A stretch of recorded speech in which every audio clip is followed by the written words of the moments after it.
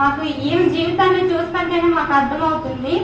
ఏం మాకు ఈ రోజు నుండి ఏం మాకు మంచి మాటలు చెప్పిద్ది, నువ్వు వెళ్ళిపో అని చెప్పి ఆ ఊళ్ళందరూ చెప్పారు. మనం మన జీవితంలో చూస్తుంటే ఆ మార్గానికి ఎన్ని రోజులు పట్టింది ఆ మార్గానికి? ఆ దేవుడు నమ్మడానికి ఎన్ని రోజులు పట్టింది? ఒక పూట పట్టి ఉంటుంది. అయితే మన జీవితంలో మనం దేవుడు అని తెలిసి కూడా దేవుడు అన్ని కార్యాలు చేశాడు. ఈ బైబిల్ రోజు చదువుతాము. అబ్రహాం జీవితంలో చేశాడు, మోసే జీవితంలో చేశాడు, ఇస్సాకు జీవితంలో, ఇలా చదువుకుంటే ప్రకటనలను నాకు అందరి జీవితంలో మేలు చేశాడు అన్ని తెలుసు. కానీ మనం దేవుడు నమ్ముతామా అంత విశ్వాసంగా అంటే దేవుడు మాట్లాడుతాను చెప్తామా అంటే చెప్పాను. ఎందుకంటే నా దగ్గరే సరిగ్గా లేదు, నేనే సరిగ్గా నమ్మను, నేను ఎవరికి చెప్పగలను అనుకుంటాం. అయితే దేవుడు కోరుకునేది ఏంటంటే నిజంగా నేను నమ్మితే, నిజంగా నేను ఇచ్చే నీళ్ళు తాగితే మరెన్నడూ కొరత ఉందని నువ్వు ఎప్పుడు అనుకోవు. మరెన్నడూ ఎదుటి వాళ్ళకి నా మేలు చెప్పడానికి నువ్వు వెనకాడు. ఏంటి నా మేలు?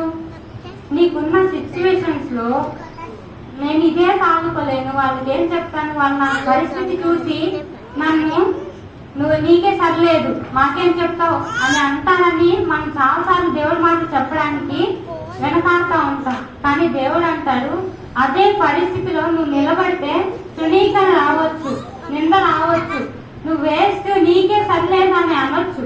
కానీ దేవుడు అంటాడు ముందు నువ్వు అడిగి నేను నిన్ను 10 అడుగులు నడిపిస్తా. మనం ఏమంటామంటే 10 అడుగులు నువ్వు చెప్పు ప్రభా అప్పుడు నేను వేస్తా అంటాం. కానీ దేవుడు అనేది ముందు నువ్వు అడిగేయడానికి ట్రై చేయి, నువ్వు 1 అడుగు వేస్తే 10 అడుగులు నేనేపిస్తా అంటాడు. అయితే మనం ఎలా ఉన్నాం అనేది దేవుడు కోరుకుంటున్నాడు. ఈ సమరే స్త్రీలాగా మనకున్న తక్కువ టైంలోనే మన జీవితం ఎప్పుడు అయిపోద్దో మనకు తెలీదు. ఆ టైంలోనే మనం దేవుడి మాట వినగలిగితే అసలు దేవుడు ఇచ్చే ఆ నీళ్లు, ఆ సత్యాన్ని, ఆ జీవ జలాన్ని మన హృదయంలో ఉంచుకోగలిగితే, ఆ దేవుడి మీద మన నమ్మకం కలిగి ఉంటే ఇప్పుడున్న సమస్యలు కాదు, ఇంతకన్నా పెద్ద సమస్యలు వచ్చినా మనం ఒక్కళ్ళమే ఎదుర్కొంటాము. ఎదుర్కొనే వాళ్ళకి మనం ఒక ఉదాహరణగా మిగులుతాం. అది దేవుడు మనల్ని కోరుకుంటున్నాడు.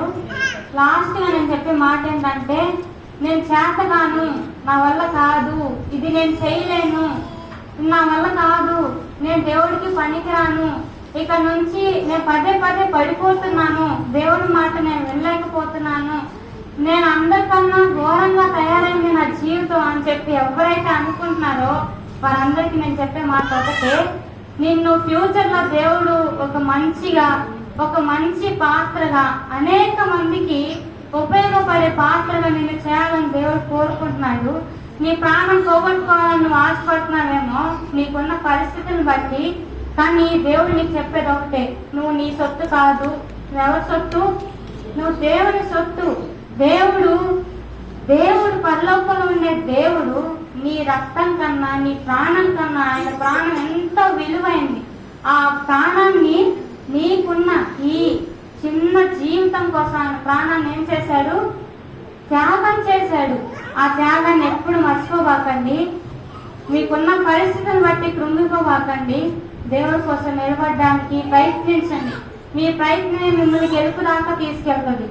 మీ అందరికీ వందనాలు.